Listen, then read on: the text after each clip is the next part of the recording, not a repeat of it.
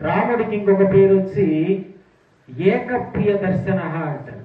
ఏకప్రియ దర్శన అంటే శ్రీరాముల వారిని ఒక్కమారు దర్శనం చేసుకున్న మాత్రం చేతనే సంపూర్ణమైన ఆనందాన్ని పొందడం అనేటువంటిది జరుగుతుంది.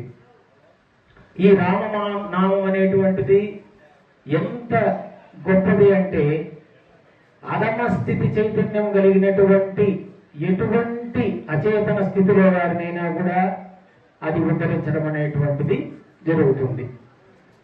రామాయణ లీల ప్రారంభానికి ఉపోద్ఘాతంగా వాల్మీకి మహర్షి యొక్క చరిత్రాన్ని మనం తెలుసుకోవాలి.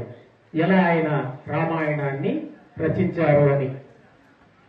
హయగ్రీవుడు అంటే విష్ణువు యొక్క అంశ హయగ్రీవుడు 100 కోట్ల శ్లోకాలతో రామాయణాన్ని బ్రహ్మదేవుడికి చెప్పడం అనేటువంటి జరిగింది.